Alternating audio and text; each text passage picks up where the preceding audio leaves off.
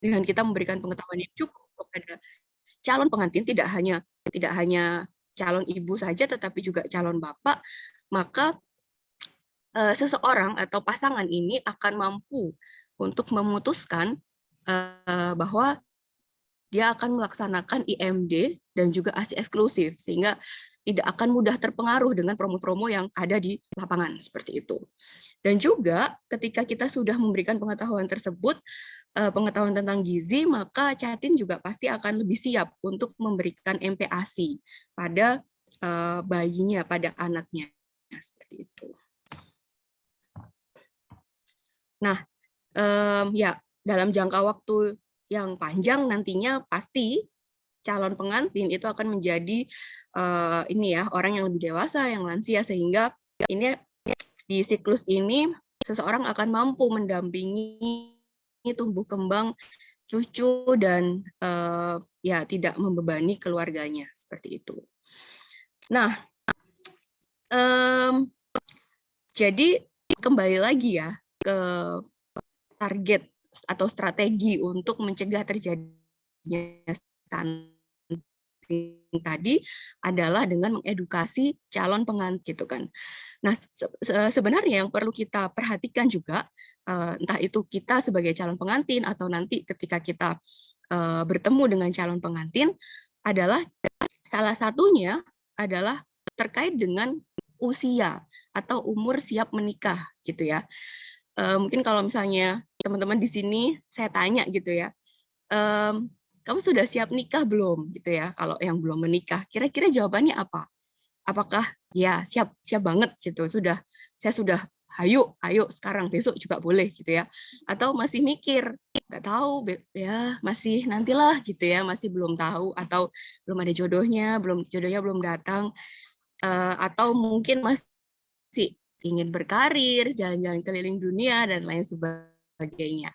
Nah, sebenarnya itu ada jawaban-jawaban yang terkait dengan kesiapan secara psikologis gitu ya.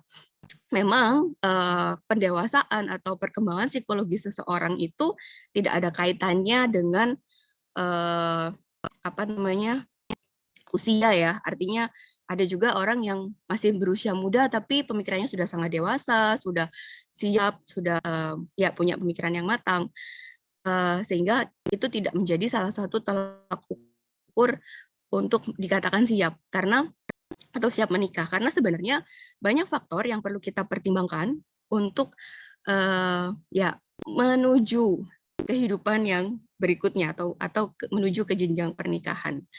Nah, di Indonesia sendiri usia minimal yang diperbolehkan untuk menikah, baik itu untuk pria maupun untuk wanita, itu disepakati 19 tahun.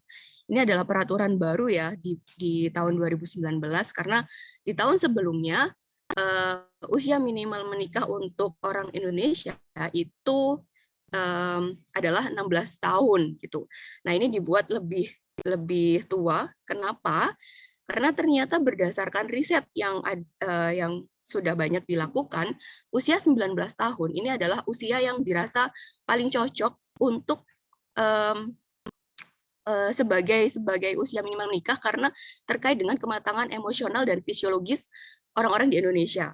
Gitu. Jadi berdasarkan riset yang dilakukan oleh pemerintah, oleh Dinas Kesehatan, usia 19 tahun ini diasosiasikan dengan kematangan emosi dan juga fisiologis masyarakat di Indonesia. Gitu. Mungkin nanti kalau misalnya teman-teman melihat gitu ya di Malaysia atau di Brunei, mungkin bisa jadi usia siap menikah atau usia minimal untuk menikah itu bisa lebih muda atau bisa lebih tua gitu. Tetapi untuk masyarakat Indonesia ini disepakati 19 tahun. Gitu. Artinya apa? Kalau teman-teman di sini ada yang masih di bawah 19 tahun, ya bisa kita katakan sebenarnya teman-teman belum siap untuk menikah sesuai dengan peraturan undang-undang seperti itu. Nah, seperti yang saya sampaikan tadi ya, kenapa sih kita perlu menetapkan usia minimal untuk menikah? Karena ya kalau misalnya kita berbicara tentang pernikahan gitu ya, sebenarnya kan ada banyak sekali tujuan kenapa seseorang menikah. Entah itu untuk mendapatkan ketenangan atau kebahagiaan batin, untuk bisa ya banyak sih beberapa alasan, misalnya saya sudah capek, nggak mau sekolah, saya menikah aja gitu ya. Atau bisa juga ada yang punya alasan misalnya kerja itu berat banget, saya mau nikah aja biar ada yang nafkain gitu. Nah, ada juga yang tujuannya itu misalnya untuk mendapatkan keturunan.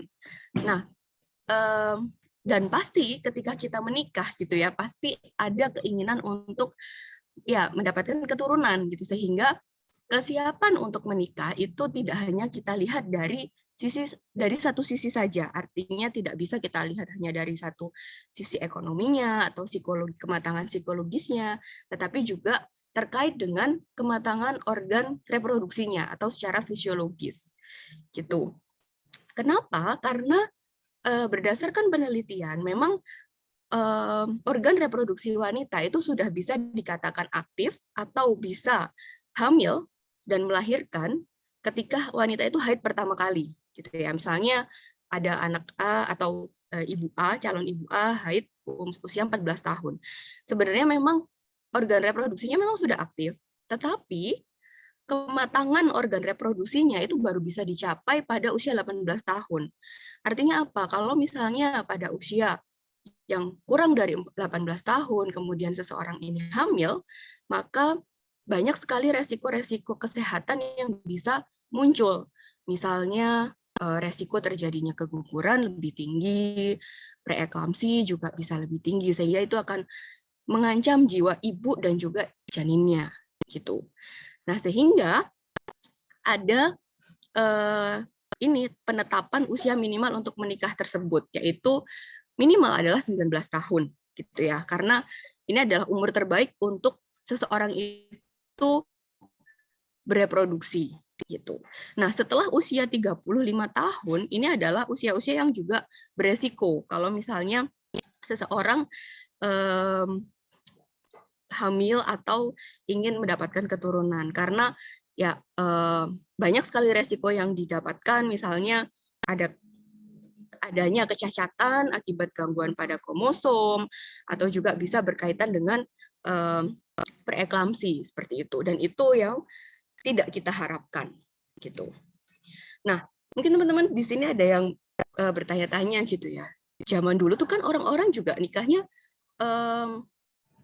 muda-muda ya, ada yang bahkan usia 12 tahun sudah dinikahkan, usia 15 tahun sudah punya 3 anak misalnya, tapi kok ya baik-baik aja gitu ya. Nggak ada tuh yang namanya masalah-masalah seperti yang tadi disebutkan gitu.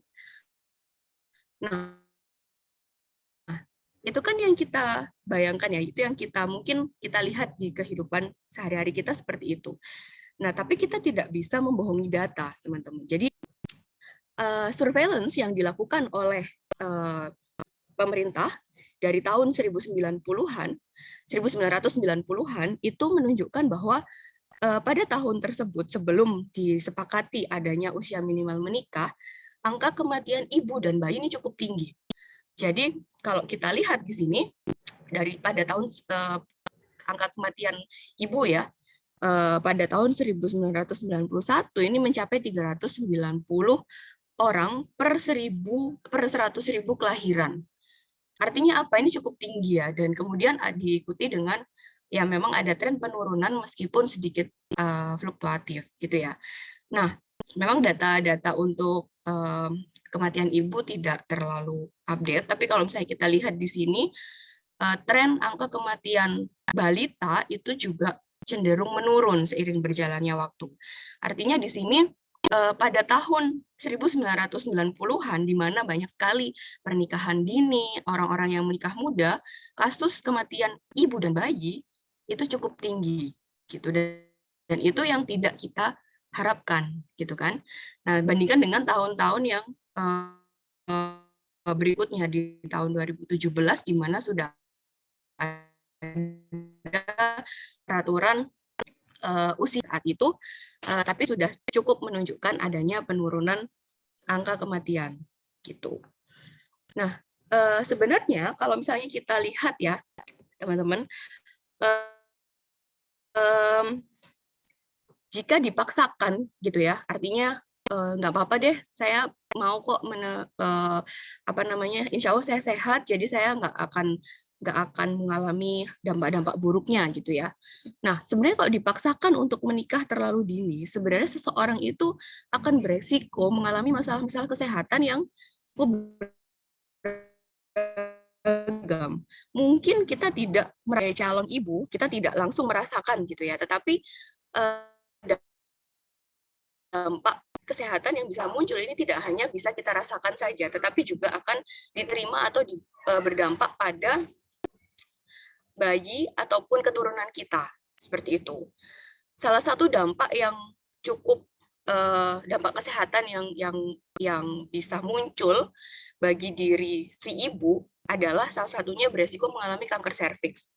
Gitu. Jadi pada wanita yang dia itu belum mencapai usia 19 tahun, sebenarnya leher rahimnya ini masih sangat sensitif. Sehingga kalau misalnya dia dipaksa untuk hamil, maka resikonya untuk mengalami kanker leher rahim ini akan meningkat gitu ya. Bahkan sebenarnya di sebelum usia 19 tahun seseorang ini tidak disarankan untuk berhubungan badan atau ya aktif secara seksual gitu ya. Nah, selain itu juga akan beresiko mengalami anemia. Anemia ini apa? Anemia ini adalah yang biasa kita kenal dengan istilah kurang darah gitu ya.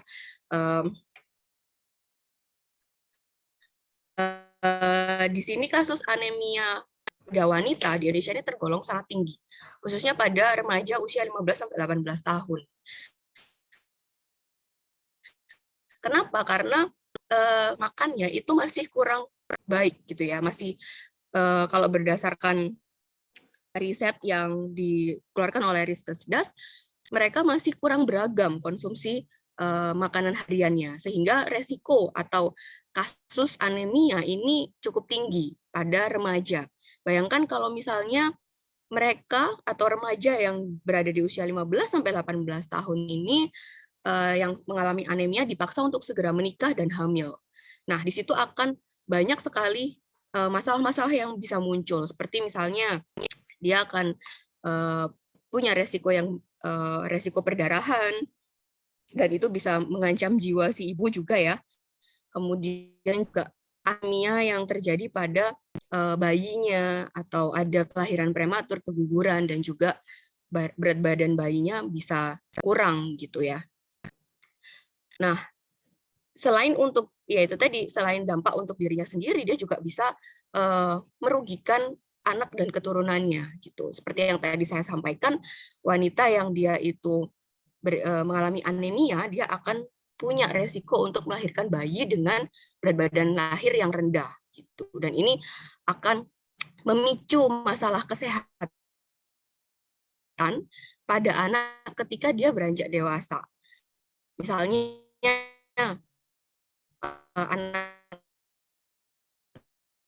anak yang dia itu lahir dengan badan yang kurang dari 2, pertama kelahiran kehidupannya. Kemudian dia juga beresiko mengalami obesitas pada saat memasuki masa remaja.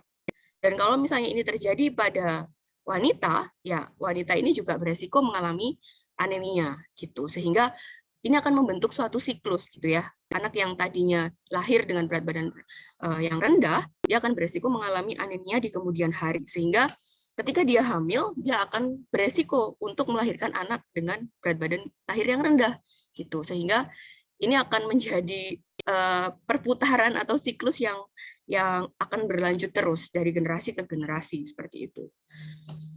Nah, salah satu hal yang bisa kita tawarkan atau salah satu intervensi yang bisa kita lakukan selain tadi ya dengan mengikuti anjuran pemerintah untuk menikah di usia minimal 19 tahun, salah satunya adalah kita juga perlu mempersiapkan pemenuhan gizi kita dengan konsep gizi seimbang gitu. Jadi wanita di Indonesia ini sangat punya ini ya, banyak sekali permasalahan gizi gitu yang berpotensi meningkatkan resiko kesehatan selama kehamilan. Salah satunya ada anemia, KEK, dan itu ya prevalensinya cukup tinggi. Dan juga obesitas gitu ya. Salah satu masalah gizi yang sering ditemui pada calon pengantin adalah kelebihan gizi di mana itu juga akan mempengaruhi kesehatan ibu pada saat ibu itu hamil, seperti itu. Nah, sehingga kita perlu menyiapkan persiapan gizi sebelum menikah. Antara lain adalah dengan mengkonsumsi makanan yang beragam, gitu ya. Kita kenal dengan istilah isi piringku. Jadi kalau misalnya teman-teman ingin belajar atau ingin mengetahui bagaimana sih konsep gizi seimbang untuk mempersiapkan ini ya kehamilan sebelum menikah, untuk mempersiapkan, maksud saya bukan kehamilan sebelum menikah, artinya untuk mempersiapkan diri sebelum hamil gitu ya, dan juga sebelum menikah, kita bisa mengacu pada contoh isi piringku. Jadi isi piringku ini adalah salah satu konsep yang bisa kita contoh untuk mengikuti diet dengan gizi seimbang. Gitu. Salah satunya contohnya bisa dilihat di gambar ya. Jadi dalam satu kali makan, di sini ada nasi sebagai sumber karbohidrat, ada lauk hewani, ada lauk nabati, ada sayur, dan juga ada buah gitu. Dan juga di sini ada tambahan untuk hygiene sanitasi dan juga aktivitas fisiknya gitu. Sehingga ini adalah konsep yang perlu kita terapkan sebelum kita hamil atau sebelum kita menikah gitu. Nah, sebenarnya kalau misalnya kita lihat ya contoh meal plan dalam sehari untuk melihat bagaimana sih konsep gizi seimbang yang bisa kita terapkan untuk calon pengantin, kita bisa ambil rata. Misalnya wanita usia subur di Indonesia pada usia 19 sampai 49 tahun ini membutuhkan energi kurang lebih 2.150 kilokalori dalam satu hari gitu ya. Di mana 2.150 kilokalori ini bisa kita penuhi dengan mengkonsumsi 5 porsi sumber karbohidrat. Tidak harus nasi ya, bisa juga ubi, kentang, singkong atau jagung sehingga lebih beragam gitu. Kemudian bisa juga ya mungkin beras boleh tapi bisa digonta-ganti beras merah, beras biasa, beras putih seperti itu. Jadi kita usahakan untuk mengkonsumsi makanan yang lebih beragam. Kemudian bisa juga dari lauk hewaninya ada 2 porsi, entah itu dipenuhi dari telur, daging, atau bisa juga ayam seperti itu. Kemudian ikan juga bisa gitu ya. Dan juga lauk nabati seperti dari tempe, tahu, ini kita bisa penuhi dengan 3 porsi. Lalu yang terpenting juga adalah sayur dan buah, di mana porsi dari sayuran ini dalam satu hari kita bisa ambil 3 porsi, buah-buahan 4 porsi, dan juga sisanya mungkin dari susu, dari yogurt gitu, supaya lebih beragam gitu. Dan tambahan yang lain seperti minyak gitu ya, karena di Indonesia nggak mungkin kita bisa sebenarnya kita menghindari lemak atau minyak, tetapi akan sulit gitu. Tapi ya pada prinsipnya diet gizi seimbang adalah diet yang mudah yang bisa kita terapkan untuk ya sehari-hari seperti itu. Nah, salah satu langkah persiapan gizi sebelum kehamilan yang direkomendasikan adalah yang pertama adalah kita penuhi dulu konsumsi makanan tinggi zat gizi mikro. Kenapa? Ini data dari WHO menunjukkan sekitar kurang lebih 2 juta orang itu mengalami defisiensi zat gizi mikro. Dan ini paling banyak ditemukan pada wanita gitu, sehingga ini penting sekali untuk kita penuhi ya makanan yang tinggi zat gizi mikro ini, seperti contohnya dari sayur-sayuran yang mengandung asam folat, kemudian daging dan juga ikan dan lauk nabati maupun lauk hewani yang mengandung zat besi. Karena apa? Pada saat seseorang itu hamil, asam folat, zat besi ini akan mensupport atau akan mendukung perkembangan dari janin atau bayi yang sedang dikandung gitu. Asam folat ini bisa mencegah kecacatan pada janin. Jadi kalau misalnya terjadi defisiensi, ini akan sangat beresiko untuk melahirkan bayi dengan kecacatan entah itu bibir sumbing dan lain sebagainya gitu ya. Kemudian zat besi ini untuk mencegah anemia. Kalsium ini banyak sekali ya ditemui pada ibu hamil di Indonesia yang mengalami hipokalsemia atau kekurangan kalsium, sehingga pada saat dia sudah memasuki usia menopause itu terjadi pengeroposan tulang dan gigi gitu atau osteoporosis. Nah, jangan sampai kita seperti itu ya, sehingga sangat dibutuhkan sekali untuk pemenuhan makanan-makanan yang tinggi zat gizi mikro. Kemudian serat, ini untuk menurunkan resiko obesitas dan juga diabetes. Kalium, ini untuk menjaga kestabilan tekanan darah. Kemudian langkah yang kedua, ini kita memastikan supaya makanan yang kita konsumsi ini aman. Gitu. Jadi kita harus hati-hati dalam memilih, karena kontaminasi pada makanan itu juga bisa menyebabkan gangguan pada saat persiapan kehamilan. Mungkin teman-teman pernah dengar ya, ada infeksi yang namanya infeksi toksoplasma, di mana ini adalah bakteri yang sangat berbahaya gitu ya, yang dia bisa mengganggu perkembangan janin dan juga bisa mempengaruhi fertilitas atau kesuburan calon pengantin gitu. Dan ini bisa ditularkan melalui makanan. Salah satunya daging ya, yang paling paling banyak, dan ketika daging itu tidak diolah dengan matang. Jadi toksoplasma bisa kita dapatkan dari situ. Kemudian air yang terkontaminasi atau susu yang tidak dipasteurisasi sebelumnya, dan juga buah dan sayur yang tidak dicuci. Nah, sehingga penting sekali untuk memastikan kebersihan dari makanan yang dikonsumsi gitu. Tidak hanya tadi ya konsep gizi seimbang saja, tetapi juga keamanan dari makanan yang akan dikonsumsi. Kita harus hati-hati dalam memilihnya. Ada beberapa cara yang bisa kita lakukan untuk meminimalisir penularan dari toksoplasma. Yang pertama adalah menjaga kebersihan. Tentu saja alat masak, alat makan ini harus dicuci. Kemudian juga persiapan bahan makanannya juga harus kita cuci sampai benar-benar bersih ya. Lalu juga memastikan supaya makanan yang mentah dan makanan yang matang itu tidak diletakkan dalam wadah yang sama atau harus kita pisahkan. Dan yang terakhir adalah memasak dengan suhu yang tinggi sampai matang gitu. Jangan sampai kalau misalnya kita memang lagi program untuk hamil, jangan sampai kita mengkonsumsi makanan-makanan yang dimasak dengan setengah matang atau tidak matang gitu. Dan yang terakhir adalah ya tidak membiarkan makanan di udara terbuka dalam waktu yang lama. Nah, kontaminan yang berikutnya yang juga sangat berpengaruh terhadap kesehatan ibu hamil atau calon ibu hamil adalah merkuri, di mana ini bisa kita temukan pada produk-produk ikan dan olahannya, gitu. Dan ini bisa menyebabkan neurotoksisitas, di mana itu akan mengganggu kehamilan.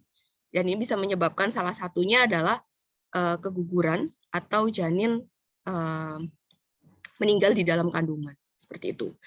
Nah, oleh sebab itu kita harus benar-benar bijak ya, artinya kita harus pintar memilih jenis ikan yang akan dikonsumsi ketika memang kita akan mempersiapkan kehamilan dan pada saat kita hamil gitu ya. Mungkin ada beberapa cara yang bisa kita pilih, salah satunya memilih ikan air tawar, karena di situ resiko untuk kontaminasi merkuri ini cukup rendah. Kemudian juga bisa menghindari untuk sejenak ya ikan-ikan laut seperti ikan pedang, makarel, tuna, kerang-kerangan, di mana mereka adalah salah satu sumber kontaminan dari merkuri gitu. Lalu juga kita bisa membatasi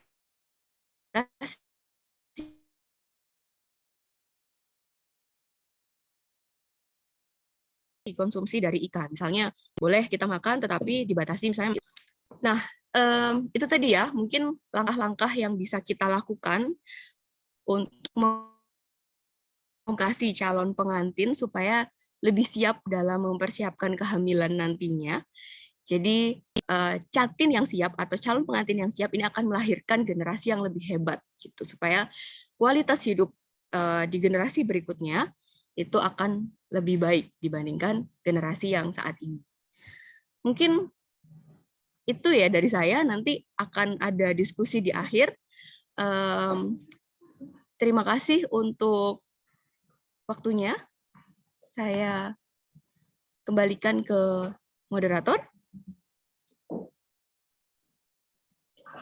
Baik, terima kasih sekali Ibu Anissa untuk pemaparan materi yang sangat insightful ya teman-teman sekalian, bagaimana terkait dengan usia siap nikah, kemudian juga bagaimana sih mempersiapkan kehamilan yang baik gitu berdasarkan konsumsi makanan yang dapat menunjang keberhasilan kehamilan tersebut gitu. Untuk selanjutnya, materinya tidak kalah menarik. Selanjutnya ada Ibu Konita yang akan menyampaikan materi terkait masalah-masalah apa saja sih yang biasanya kerap kali ditemui pada calon pengantin dan bagaimana sebenarnya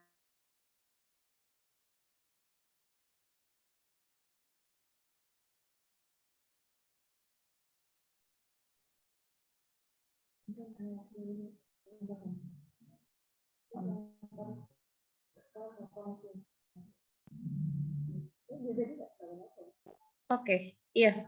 Mohon maaf ya teman-teman semuanya. Saya lanjutkan. Materi selanjutnya akan disampaikan oleh Ibu Konita. Beliau adalah seorang dosen di Departemen Gizi Fakultas Kesehatan Masyarakat Universitas Erlangga. Beliau setelah menyelesaikan pendidikan sarjananya di Universitas Indonesia dan pendidikan magister di Mahidol University. Selain bekerja sebagai dosen, beliau juga aktif sebagai nutrisionis di Klinik Empasi dan juga sebagai co-founder di Klinik Empasi. Selain itu, beliau juga menjadi Chief of Human Capital di Ahli Gizi ID. Ibu Konita sudah banyak sekali melakukan riset, penelitian di bidang edukasi gizi, dan beliau sudah banyak mempublikasikan penelitian beliau di jurnal-jurnal internasional maupun nasional. Without further ado, please welcome Ibu Konita. Oke, terima kasih banyak Mbak Aziza for the kind introduction. Selamat sore teman-teman semua, ibu-ibu, mas, mbak yang saya sayangi tentunya. Ini udah sore-sore mendung ya, semoga masih tetap semangat untuk sedikit mendengarkan materi ya, kita sharing sih sebenarnya, sharing materi lanjutan. Tadi sudah belajar kapan sih sebenarnya umur terbaik untuk hamil ya. Tentunya itu juga nanti berdampak umur terbaik kapan untuk menikah ya. Kemudian juga dampaknya apa sih umur itu, kenapa dampaknya jadi sangat besar sehingga butuh persiapan yang optimal gitu ya. Kemudian terkait gizi seimbang. Nah, kali ini saya mungkin akan lebih banyak sharing terkait dengan apa saja sih masalah-masalah gizi gitu ya yang sebaiknya dihindari oleh teman-teman calon pengantin maupun bisa saya katakan wanita usia subur ya. Masalah-masalah ini karena ini nanti yang kemudian bisa meningkatkan resiko terjadinya stunting pada bayi atau pada anak yang dilahirkan. Oke, nah pertama mungkin ini sudah banyak yang tahu ya teman-teman kondisi anemia gitu. Jadi sebenarnya kondisi anemia ini kondisi yang bisa dibilang tidak menampakkan gejala yang signifikan ya, atau gejala klinis yang cukup bisa kita rasakan. Karena kadang kita kalau ngerasa let's say lesu, lunglai, lemah, kadang kita ngerasa itu hanya capek secara fisik gitu kan. Oh capek, banyak kerjaan, habis kuliah, habis ngerjain tugas dan lain sebagainya. Padahal bisa jadi tanda-tanda 5L tadi merupakan gejala-gejala dari anemia. Jadi ketika gejala-gejala ini ya teman-teman sudah cukup mengganggu ya, cukup mengganggu keseharian teman-teman gitu ya, terutama itu harus mulai curiga gitu ya, ini anemia bukan ya, jadi bisa mulai memeriksakan darah. Karena memang anemia ini selain kondisi atau gejala 5L tadi, anemia ini juga akan lebih optimal atau lebih objektif ya bisa dikatakan apabila melakukan pengukuran hemoglobin. Dan pengukuran ini juga bisa dilakukan di puskesmas dengan harga yang sangat murah. Ya, jadi untuk mengetahui berapa sih kadar hemoglobin, nah klasifikasi anemia sendiri ini bisa dikelompokkan berdasarkan usia ya, jadi beda-beda antara anak, kemudian perempuan yang tidak hamil, kemudian ibu hamil, bahkan laki-laki itu juga bisa beresiko untuk mengalami anemia, walaupun kalau dibandingkan perempuan, resiko perempuan itu jauh lebih tinggi ya, karena ada proses menstruasi dan lain sebagainya. Jadi untuk batasan perempuan yang tidak hamil, in this case statin gitu ya, usia lebih dari 15 tahun, itu sekitar 12 gram per desiliter ya. Jadi kalau bisa jangan sampai di bawah 12 gitu, karena ini bisa nanti berdampak ya ketika teman-teman nanti sudah menikah, apalagi kalau sudah memasuki fase kehamilan gitu ya. Jadi anemia ini utamanya disebabkan memang karena kekurangan zat besi. Nah, nanti kita akan belajar lagi apa saja sih hal-hal yang bikin kita tuh jadi kekurangan zat besi gitu ya. Ini sebagai perumpamaan ya, teman-teman semua, sebagai perumpamaan kalau misalnya kita ibaratkan ini ada mobil ya, ada mobil, kemudian ada jalanan gitu ya.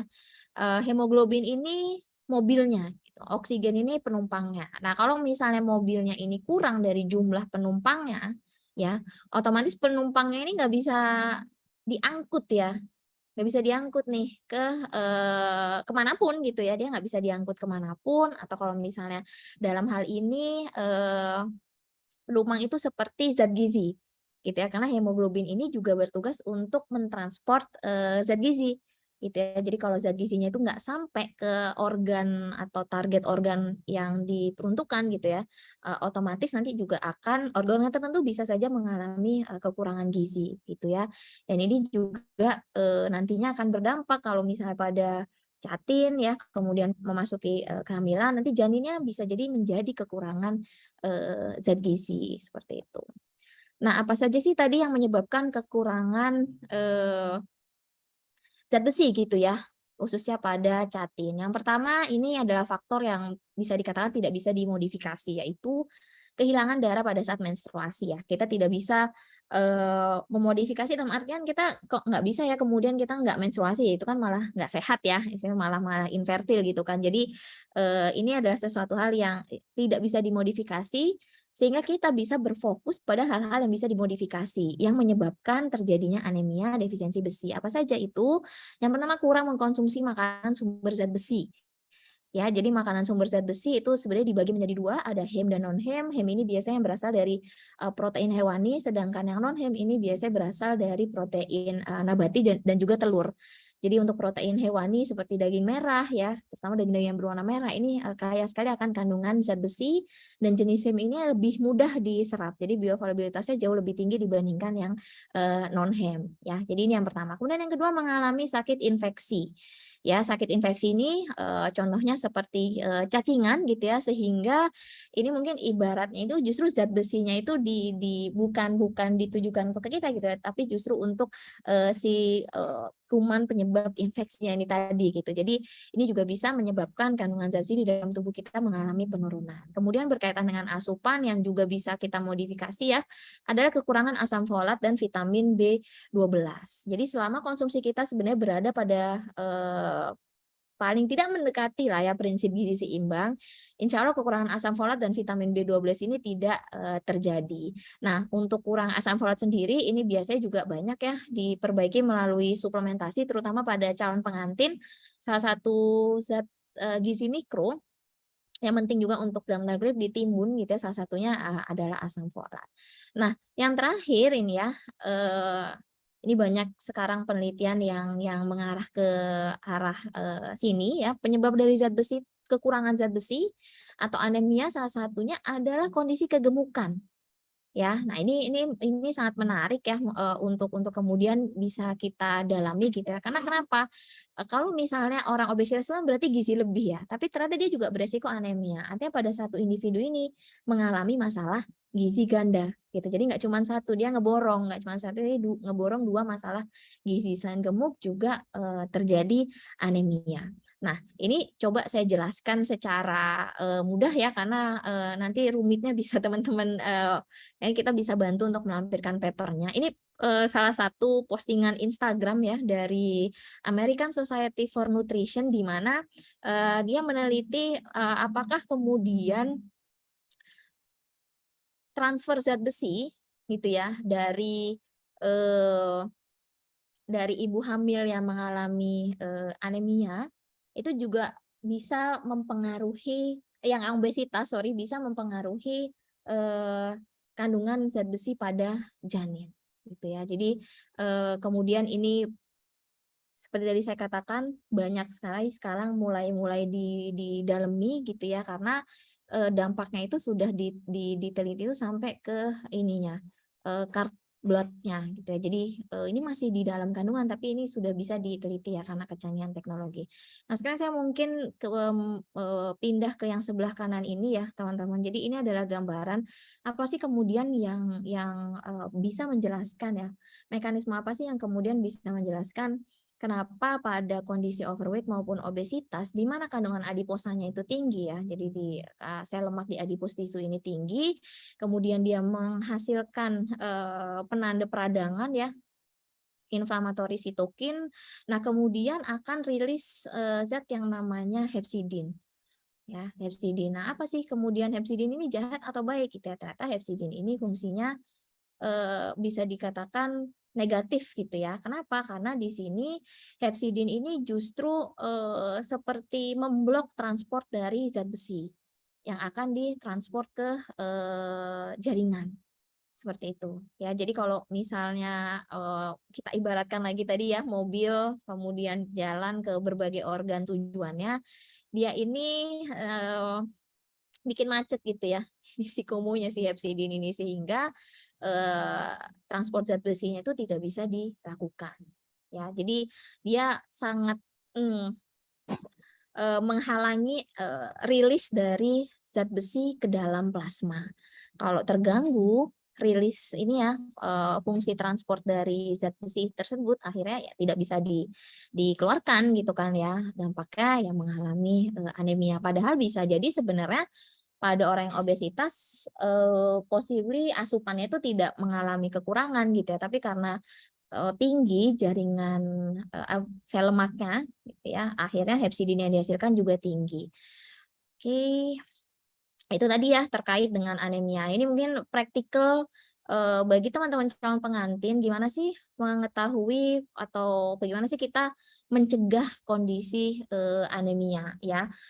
Yang jelas konsumsi makanan bergizi seimbang seperti tadi sudah dijelaskan oleh Bu Ninis, itu foremost ya, itu yang paling utama gitu ya sebelum kita mengacu ke pencegahan yang lainnya, karena dengan asupan gizi seimbang gitu ya, terutama dengan tadi konsumsi protein hewani bisa 3-4 porsi dalam satu hari, itu sudah bisa mencukupi juga kebutuhan dari zat besi. Selain itu nggak cuma dari protein hewani ya, sebenarnya kan bahan makanan lain juga mengandung zat besi. Beberapa sumber karbohidrat itu juga mengandung zat besi walaupun nilainya tidak terlalu tinggi seperti nasi ya.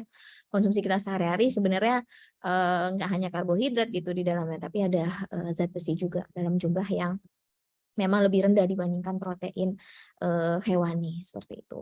Kemudian ini kecukupan zat besi, asam folat dan vitamin B12 ya. Kurang lebih 15 mg untuk 16 sampai 18 tahun, dan untuk wanita usia subur di mana tadi ya ini related sama materi yang pertama di mana memang usia siap hamil itu kan di atas 19 tahun ya, siap menikah dan siap hamil gitu ya.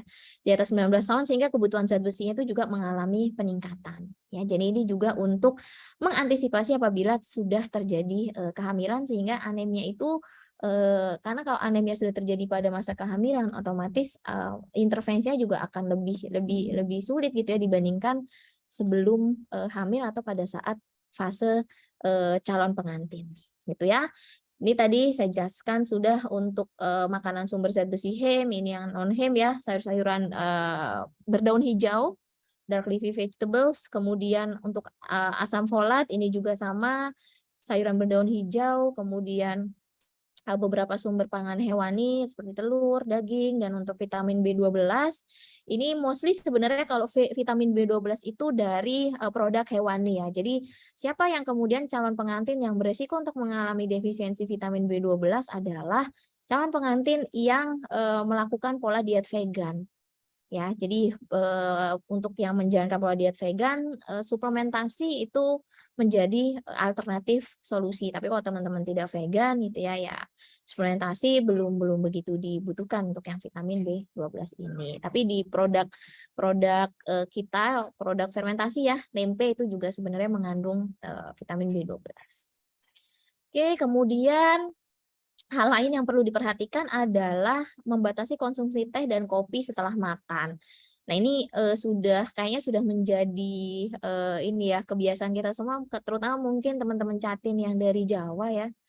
Kayak kita kalau makan itu memang seger banget ya pakai es teh. Saya pun juga eh, merasakan itu ya. Jadi ini sambil edukasi, sambil refleksi diri sebenarnya ya. Tapi sebaiknya memang konsumsi teh dan kopi ini setelah makan terutama ya. Ini sangat dihindari atau dibatasi gitu ya, karena di dalamnya mengandung senyawa yang namanya fitat dan juga tanin, di mana kedua zat ini itu daya tariknya untuk zat besi itu lebih kuat. Ya, jadi kalau misalnya ada zat besi, kemudian ada fitat, ini sorry ya typo, ada fitat, kemudian ada tanin, kemudian ada sel kita gitu ya. Nah, zat besi ini nggak tertarik gitu maksudnya, karena daya tarik si fitat sama tanin ini jauh lebih besar gitu ya, sehingga fitat dan tanin yang nanti akan mengikat zat besi menjadi senyawa yang kompleks yang akhirnya juga mengganggu penyerapan dari zat besi. Artinya zat besi yang diserap itu nggak bisa 100% gitu ya, kurang lebih. Nah, selain zat besi, selain fitat dan juga tanin, ada beberapa juga kompetisi zat gizi ya. Misalnya ini dengan kation yang sama, zat besi, kemudian kalsium, fosfor ya.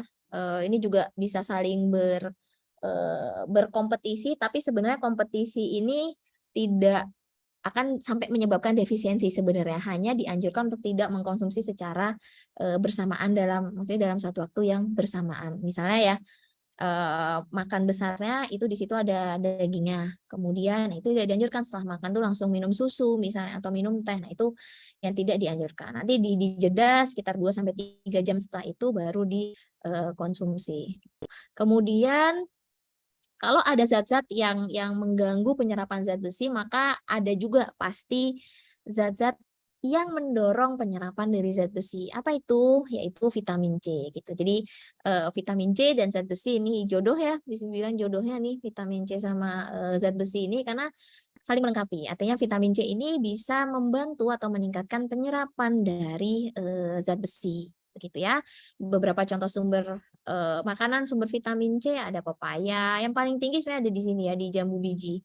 Ya, jadi kalau teman-teman udah suka nih jus jambu biji nih, bisa diteruskan, ini bisa jadi alternatif. Jadi instead of milih teh gitu ya, milih coba jus jambu biji, walaupun emang agak lebih mahal ya, tapi nggak apa-apa. Karena memang kita udah tahu nih fungsinya kandungan vitamin C yang bisa membantu penyerapan dari zat besi. Next, cara pencegahan yang juga menjadi program nasional ya adalah dengan mengkonsumsi tablet tambah darah ya, atau TTD atau tablet besi ya.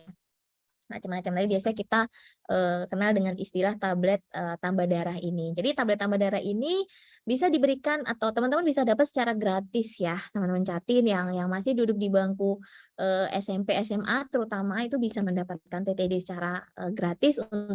Untuk wanita usia subur juga bisa rutin mengkonsumsi tablet tambah darah ya, untuk memastikan asupan zat besinya itu mencukupi. Seperti itu. Nah, tablet tambah darah ini memang ada side effect ya, karena rasanya agak apa ya, mungkin ya rasa besi gimana ya, kayak agak-agak pahit gitulah ya, agak-agak langu gitu. Jadi memang bisa meningkatkan rasa mual gitu ya, jadi kurang dianjurkan dikonsumsi di daylight. Jadi sebaiknya dikonsumsi pada saat malam hari gitu ya. Jadi udah nggak waktunya, udah nggak ada jam makan lagi gitu ya. Kemudian mualnya bisa diredam dengan kemudian kita langsung beristirahat gitu ya. Hampir sama dengan di slide sebelumnya tadi yang saya jelaskan, ketika mengkonsumsi TTD sebaiknya tidak dikonsumsi barengan dengan teh, kopi maupun susu begitu ya. Bisa didorong atau minumnya menggunakan minuman-minuman yang merupakan sumber dari vitamin C seperti itu.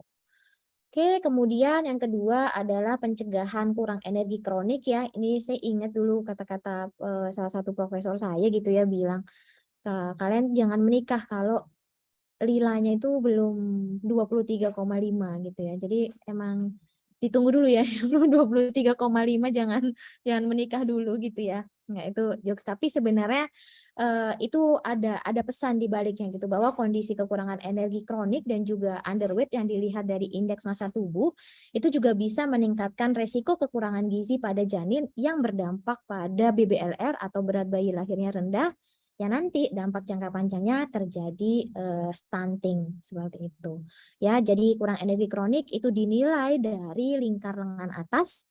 Jadi di lengan atas biasanya menggunakan pengukurannya itu di lengan yang jarang digunakan ya. Jadi kalau kita itu seringnya kita right handed person yang lebih sering pakai tangan kanan, yang diukur biasanya tangan kiri. Seperti itu batasannya 23,5. Jadi kalau di bawah 23,5 ini ada indikasi mengalami kekurangan energi kronik. Sedangkan IMT itu bisa diukur menggunakan indeks massa tubuh gitu ya. Indeks massa tubuh nanti ada rumus perhitungannya ya. Jadi status gizi ibu sebelum hamil ya, khususnya pada fase calon pengantin ini akan sangat berdampak pada bagaimana sih apakah kemudian gizi saat memasuki masa kehamilan itu bisa optimal atau tidak. Ya. Nah, ini ada undang-undangnya ya nomor 97 tahun 2014 yang menjelaskan bahwa pengukuran lila ini adalah salah satu pengukuran yang wajib ya dilakukan pada ibu hamil pada saat antenatal care pertama atau kunjungan kehamilan pertama. Jadi ketika pas tahu hamil gitu ya, IMT, berat badan, tinggi badan untuk mengukur indeks massa tubuh itu pasti akan dilakukan gitu ya. Kemudian ini ada kajian juga di tahun 2014 dilakukan pada calon pengantin gitu. Jadi nanti pas calon pengantin screeningnya nggak cuma siap secara batin ya, tapi juga secara fisik dihitung dari IMT-nya. Ini kemungkinan ke depan bisa menjadi salah satu aturan yang juga akan berdampak positif pada kesehatan calon pengantin seperti itu. Nah, bagaimana cara mencegah terjadinya kek dan juga underweight gitu ya? Kalau kita bicara program pemerintah, ini memang sudah ada beberapa program ya, yang salah satunya adalah pemberian makanan tambahan dalam bentuk biskuit ya, dalam bentuk biskuit. Nah, ini ada fortifikannya juga gitu ya. Jadi biskuitnya beda sama biskuit-biskuit yang ada di pasaran karena biskuitnya diperkaya dengan zat gizi mikro. Jadi selain bisa membantu untuk mencukupi asupan energi ya, kalorinya bisa mengejar asupan kalorinya. Selain itu juga bisa membantu memenuhi kebutuhan dari zat gizi mikro baik vitamin maupun mineral gitu ya. Ini ada di balik kemasannya itu ada syarat ada saran penyajian ya, berapa sih yang harus dikonsumsi dan seterusnya. Kemudian juga ada program konseling kepada wanita usia subur atau WUS gitu ya. Konseling ini juga untuk membantu ya, kira-kira apa sih yang menyebabkan terjadinya underweight dan bagaimana untuk cara mengantisipasinya atau cara menanggulanginya. Selain kedua tadi, yang tadi FE ini juga salah satu program pemerintah juga untuk menurunkan resiko kek dan juga underweight seperti itu. Oke, kemudian upaya mandiri ya, jadi yang bisa dilakukan oleh teman-teman catin sekalian gitu ya, kalau merasa mengalami kek atau underweight, ini memang harus mulai melakukan perbaikan asupan makanan ya, atau mengeliminasi faktor penyebab apa sih yang menyebabkan saya itu menjadi kek dan juga underweight gitu ya. Karena bisa jadi di usia-usia remaja atau dewasa awal gitu ya, pada saat menjadi calon pengantin, biasanya itu juga banyak kita temukan masalah yang berkaitan dengan diet terlalu ketat ya. Jadi extreme diet gitu ya, masalah-masalah yang berkaitan dengan body image gitu ya, apalagi di era sosial media, di era teknologi advancement yang mana banyak sekali info-info yang sebenarnya sangat perlu disaring gitu ya. Tren-tren diet kekinian, diet influencer, diet selebgram gitu ya, yang itu apabila terus-terusan diikuti itu juga bisa berdampak pada terjadinya kek dan juga underweight seperti itu ya. Jadi selain dampak jangka panjang kondisi kek dan juga underweight ini, kalau misalnya teman-teman pada calon pengantin ya, ini bisa juga menurunkan kapasitas kerja gitu ya, menurunkan produktivitas juga gitu ya, dan itu juga dampak-dampak yang bisa dirasakan secara langsung gitu ya. Kemudian upaya mandiri yang lainnya adalah menghindari menikah di usia yang terlalu dini.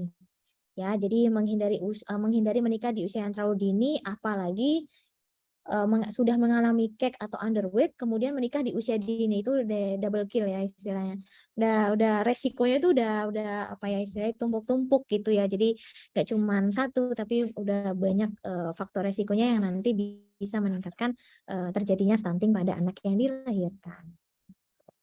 Next, ini ada obesitas. Ini obesitas pasti udah pada tahu ya. Ini kegemukan, kondisi kelebihan lemak, dan mungkin informasi yang perlu saya sampaikan selain apa yang ada di slide ini adalah sekarang ini ya teman-teman, indikator untuk menilai overweight atau obesitas itu sebenarnya tidak hanya dari indeks massa tubuh. Ini kan yang umum ya, misalnya berat badan di bagian tinggi badan.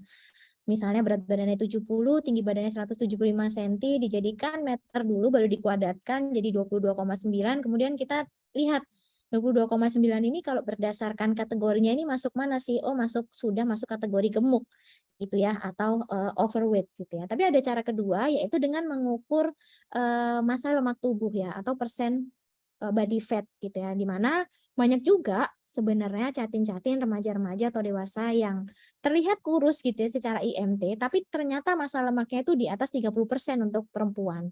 Ya, itu sering terjadi gitu ya, karena itu pun sudah sebenarnya bisa dikatakan mengalami obesitas karena kelebihan massa lemak tubuh gitu ya. Tapi memang pengukuran massa lemak tubuh itu tidak semudah pengukuran IMT ya, sehingga memang masih umum di kalangan masyarakat ini menggunakan IMT gitu ya. Penyebab obesitas kalau kita bicara keseimbangan energi disebabkan karena asupan yang lebih tinggi dibandingkan keluaran energinya ya. Jadi asupan yang lebih tinggi itu bisa jadi dari makanan-makanan maupun minuman berdensitas energi tinggi, khususnya makanan tinggi lemak dan juga makanan minuman yang tinggi gula gitu ya. Di sisi lain aktivitas fisiknya sangat rendah karena aktivitas sedentarinya lebih besar ya, malas berolahraga, tidak ada waktu, dan barrier-barrier lain yang membuat kita tidak bergerak seperti itu. Ya, jadi untuk konsumsi makanan-makanan dan minuman berdensitas energi tinggi memang harus mulai dikurangi. Apa saja sih dampak dari obesitas ya kalau kita bicara penyakit non communicable disease ini udah tidak perlu diperdebatkan lagi gitu ya, jantung, kemudian masalah-masalah yang berkaitan dengan pembuluh darah, masalah-masalah pernapasan, ini hampir semua organ itu bisa terdampak gitu ya. Jadi hampir semuanya bisa terdampak.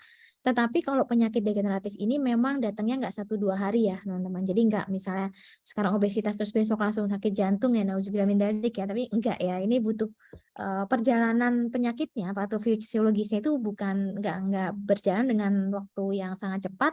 Itulah kenapa juga banyak yang merasa santai lah, udahlah nggak apa-apa lah obesitas itu nggak kenapa-napa, ini ya sekarang nggak kenapa-napa, tapi kita tidak tahu beberapa tahun ke depan akan menjadi seperti apa gitu ya. Masalah psikologis ya, ini juga tentu bisa timbul akibat kondisi obesitas. Kemudian berkaitan dengan kesuburan ya, ini sangat berdampak ya.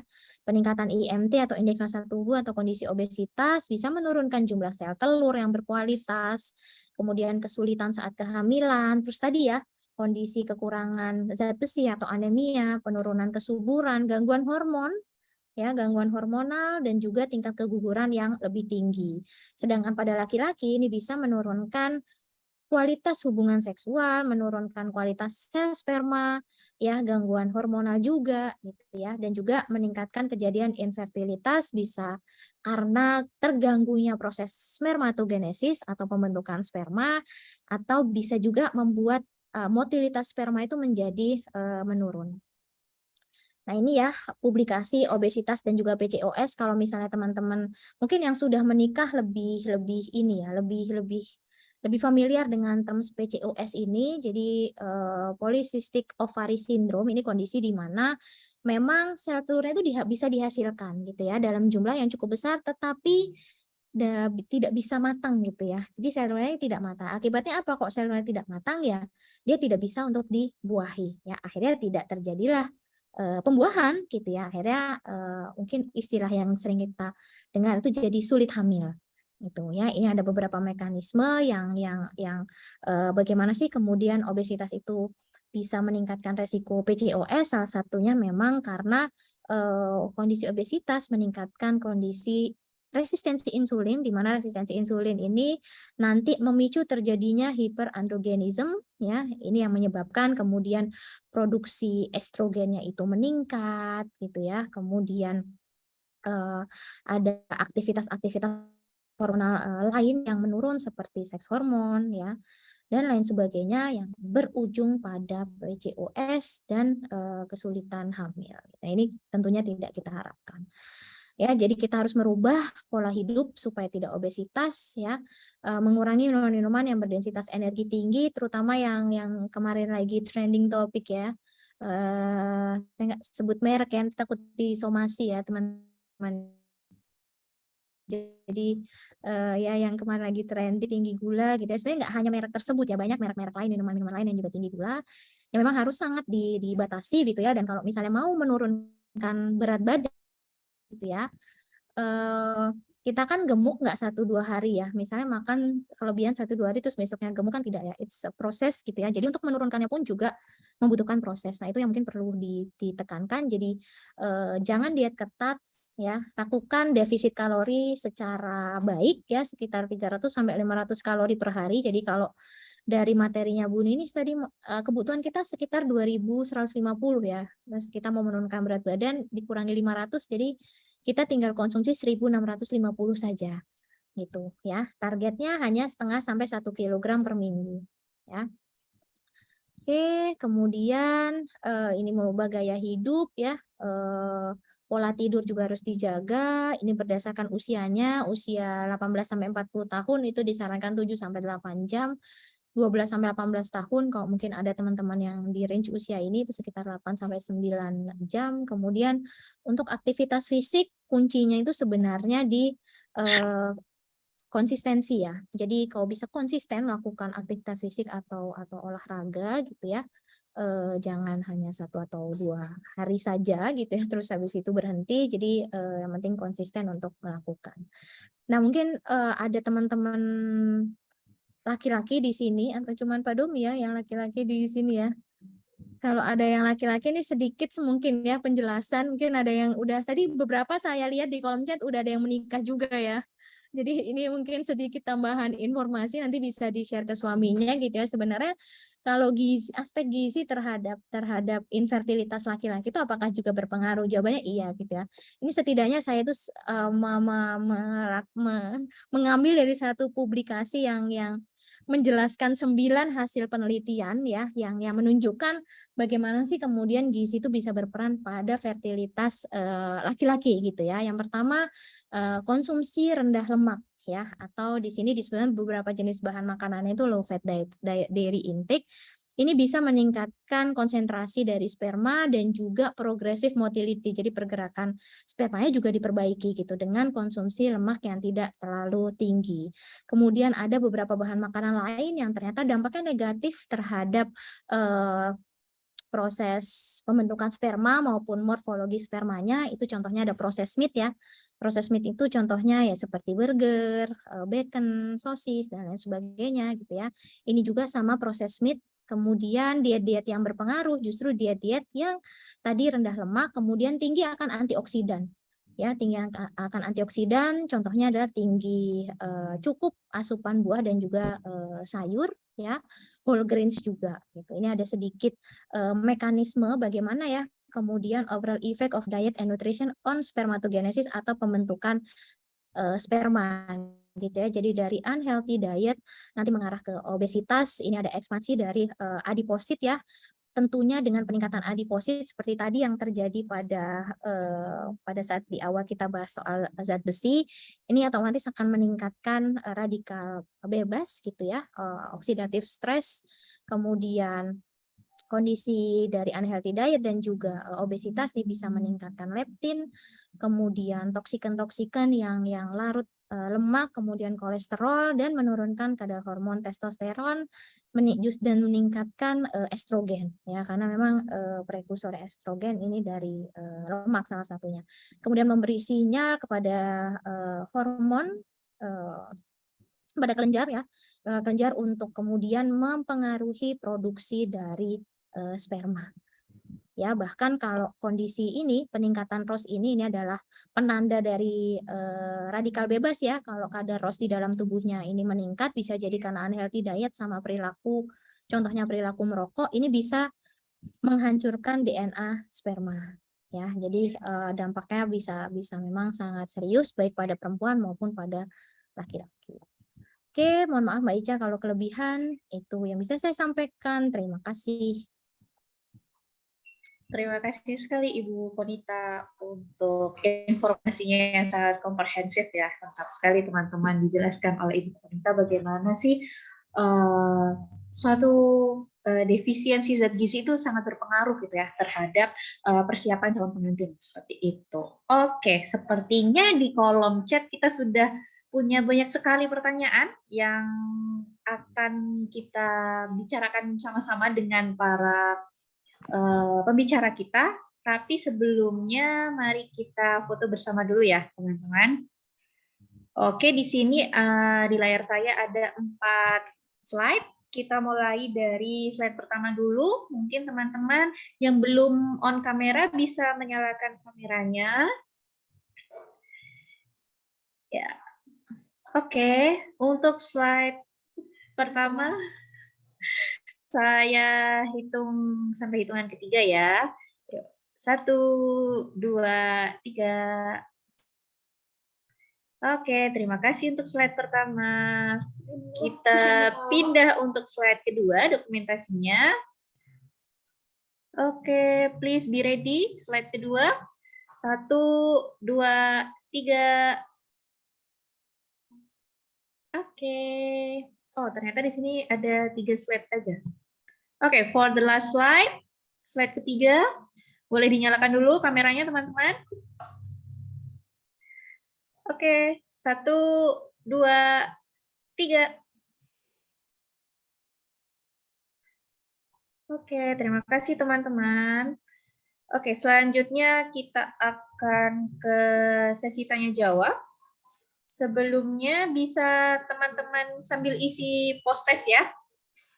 Jadi post test ini bisa teman-teman lihat linknya di chat box untuk mendapatkan e-sertifikat. Nanti e-sertifikatnya akan di-share di grup WhatsApp.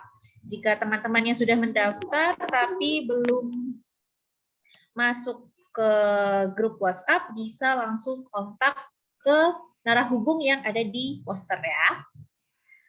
Oke, lanjut kita ke pertanyaan pertama dari Laila Turistiah di Situbondo. Ini nanti mungkin para pembicara kita bisa langsung menjawab saja ya, agar cepat gitu, karena kita punya banyak sekali antusiasme ya.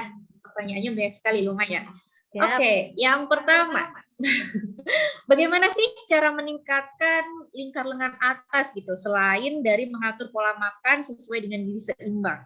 Gimana nih ibu-ibu pembicara kita? Gimana sih Bu caranya Bu untuk meningkatkan lingkar lengan atas yang belum sampai 2,5 nih Bu? Gimana Bu?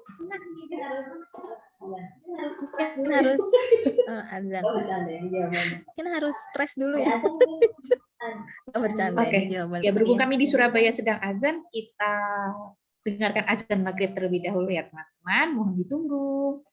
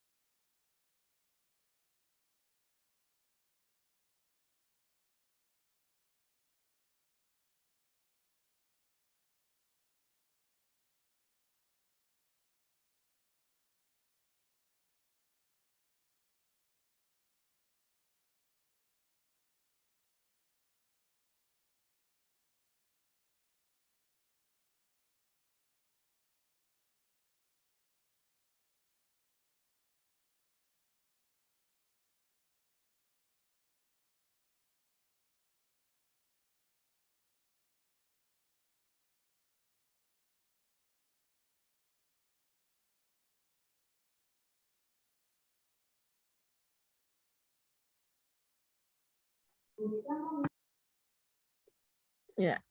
Ya, sudah selesai ya, Mbak Ica azannya ya. Jadi langsung saja saya jawab. Jadi memang bagaimana cara meningkatkan lingkar lengan atas. Jadi lingkar lengan atas ini kenapa sih dijadikan patokan? Karena kan kok misalnya teman-teman coba cubit lengan atasnya ini, gitu ya.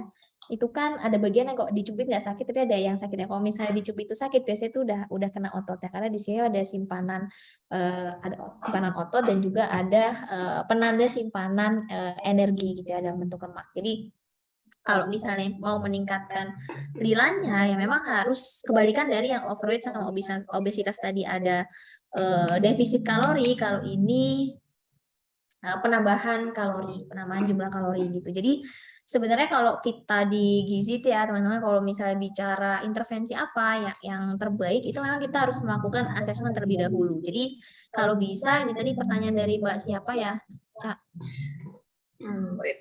Dari Mbak Lailatul Rizkiah ya, dari situ Bondo.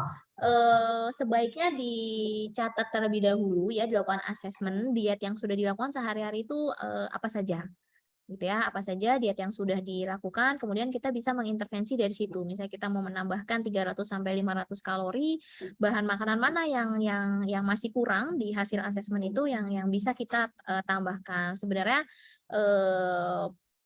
semacam susu gitu ya, itu juga sebenarnya bisa dijadikan sebagai tambahan gitu ya, tetapi balik lagi penerimaan dari masing-masing individu itu seperti apa. Tapi yang jelas bisa dilakukan dengan justru menambah kalorinya tadi gitu ya, 300 sampai 500 kilokalori per hari ya. Jadi kebalikan dari defisit kalorinya. Kalau misalnya meningkatkan in terms of meningkatkan massa ototnya gitu ya dengan berolahraga yang fokusnya pada lingkar lengan atas, itu juga bisa dilakukan. Tapi efikasinya kalau misalnya kita bicara terkait dengan simpanan yang energi itu kan bukan nyimpan otot gitu ya. Jadi dengan menambah asupan energinya terlebih dahulu seperti itu. Itu kali Mbak Ica ya. Oke, thank you Ibu Konita untuk pertanyaan yang pertama. Oke, selanjutnya saya pilih ya pertanyaannya karena banyak sekali nih antusiasme dari teman-teman semua. Terima kasih ya teman-teman pertanyaannya. Yang selanjutnya dari Zahra di Malang. Seberapa banyak sih sebenarnya kita nggak boleh konsumsi ikan yang katanya tadi banyak mengandung merkuri gitu ya, padahal sesungguhnya ikan itu tinggi omega 3 gitu. Nah, gimana tuh Ibu Anissa mungkin ya? Gimana Bu? Oke, terima kasih Mbak Ica. Tadi pertanyaannya dari Zahra ya. Zahra di Malang ya. Sebenarnya kita bisa mengatur ya, artinya tidak mengkat atau menghilangkan ikan dari diet gizi seimbang, tapi kita atur berapa kali kita boleh mengkonsumsi ikan. Nah, tadi disebutkan 2-3 kali dalam seminggu. Itu adalah batas maksimal yang diperbolehkan kalau kita sedang program untuk kehamilan gitu ya. Dan juga pada saat kehamilan sebenarnya pembatasan terhadap ikan-ikan yang berasal dari laut dalam gitu, yang dimana di situ banyak resiko tercemar atau terkontaminasi merkuri ini lebih tinggi. Nah, itu kita bisa batasi 2-3 kali dalam 1 minggu. Nah, sebenarnya sumber omega 3 itu kan kita juga bisa dapat dari ikan yang ada di ikan air tawar ya, di mana kontaminan merkurinya juga akan jauh lebih rendah gitu dibandingkan mungkin ikan laut yang berasal dari laut dalam seperti itu. Ya, mungkin itu sih Mbak Zahra untuk pembatasannya gitu. Oke, terima kasih Bu Anita. Pertanyaan kedua nih dari Mbak Zahra juga untuk Ibu Konita. TTD ini kan dianjurkan untuk diminum bersamaan dengan susu gitu karena mengandung kalsium. Tapi gimana ya Bu kalau waktu hamil kita diresepin dokter dengan kalk dan tidak boleh diminum bersamaan dengan TTD. Gimana nih Bu? Ya, memang disarankan untuk tidak dikonsumsi secara bersamaan. Jadi kalau itu adalah 2 tablet yang berbeda gitu ya. Jadi tetap dikonsumsinya itu secara terpisah. Jadi biasanya kalau saya lebih prefer yang TTD-nya malam, nanti untuk yang suplemen lainnya, terutama yang sumber kalsium itu bisa di pagi harinya gitu. Setelah makan juga nggak apa-apa kalau yang mana tadi yang Kang tadi gitu. Jadi dipisah ya. Jadi tetap jangan, kalau bisa tidak dikonsumsi secara bersamaan gitu ya.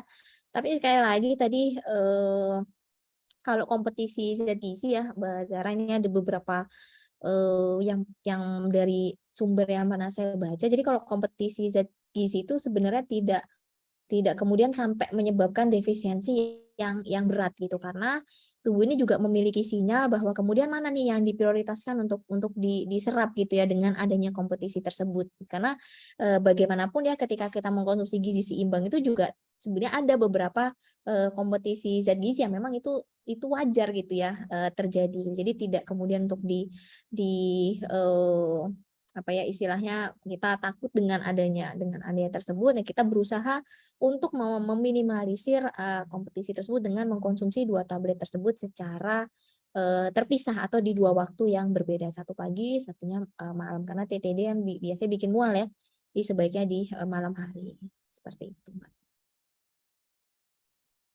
Oke, begitu ya kira-kira Mbak Zahra untuk jawaban dari para narasumber kita. Semoga menjawab penasarannya Mbak Zahra. Oke, pertanyaan selanjutnya ini kita ada partisipan dari Sumeneb nih, Mbak Umul Khairoh. Nah, ini menarik juga nih pertanyaannya. Gimana sih kalau misal si Catin tersebut ini ada double burden nih, dia hemoglobinnya kurang, anemia, tapi dia juga obesitas. Nah, gimana tuh ibu-ibu cara menjalankan diet yang tepat untuk defisit kalori, tapi juga ingin meningkatkan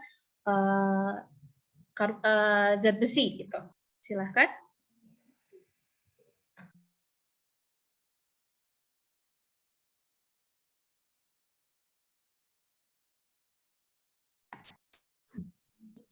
Silakan Bu Ninis. Terima kasih Mbak Ica. Jadi sebenarnya kan yang kita tekankan untuk peningkatan HB itu kan memang kalau pada ibu hamil ya, itu disarankan untuk suplementasi dengan tablet tambah darah. Nah, tetapi pertanyaannya di sini selain dengan konsumsi tablet tambah darah, yang bisa kita lakukan adalah dengan pemilihan jenis bahan makanannya.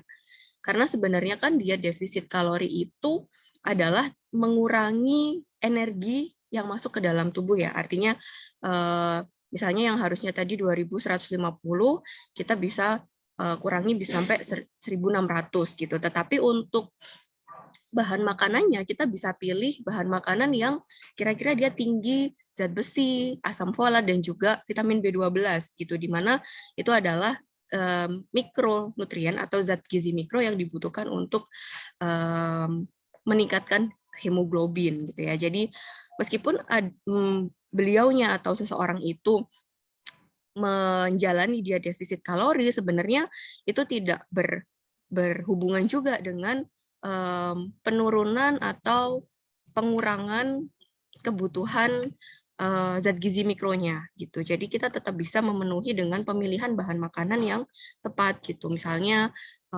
contohnya tadi ya dari lauk hewani, di mana lauk hewani ini merupakan salah satu sumber zat gizi mikro yang mudah diabsorpsi oleh tubuh gitu. Kemudian kita juga bisa memberikan bahan makanan yang sifatnya sebagai enhancer untuk peningkatan absorpsinya.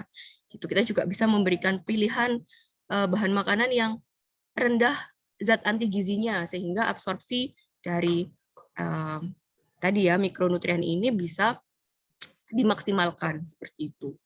Jadi prinsipnya itu, meskipun sedang menjalani diet defisit kalori, bukan berarti dia juga akan mengalami defisit mikronutrien seperti itu. Semoga cukup menjawab ya, Mbak Umul. Oke, terima kasih Bu Anissa untuk jawabannya. Oke, teman-teman, ini memang banyak sekali ya teman-teman yang mengajukan pertanyaan, tetapi sayangnya waktu kita terbatas gitu ya. Semoga nanti di lain kesempatan teman-teman bisa mendapat jawaban gitu ya untuk rasa penasaran teman-teman gitu, atau mungkin Jika teman-teman masih penasaran, mungkin bisa approach para pembicara kita lewat Instagram mungkin ya, di direct message gitu. Kalau teman-teman masih penasaran gitu, bisa langsung ditanyakan gitu ke beliau-beliau berdua. Oke, karena memang waktu kita sudah habis, saya ingatkan lagi untuk teman-teman mengisi post-test ya, mengisi post-test yang sudah ada linknya di chat box untuk mendapatkan e-sertifikat. Kemudian nanti e-sertifikat, materi, dan lain-lain akan di-share ke teman-teman di grup WhatsApp yang sudah ada saat teman-teman mendaftar. Demikian yang bisa saya sampaikan, dan demikian webinar pada sore hari ini. Saya Ica sebagai moderator mengucapkan terima kasih dan mohon maaf apabila ada kesalahan selama membawakan acara webinar pada sore hari ini. Kurang lebihnya mohon maaf. Terima kasih teman-teman. Selamat sore.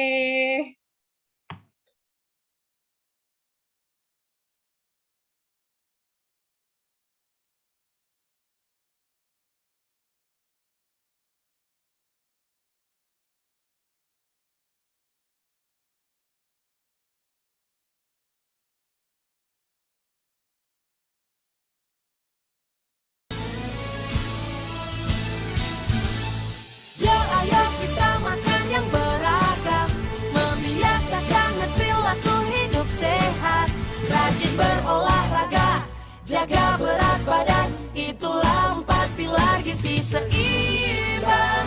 Bangsaku sehat berprestasi.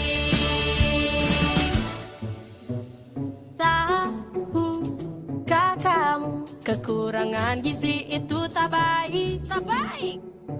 Tubuh kita mudah terserang berbagai macam penyakit.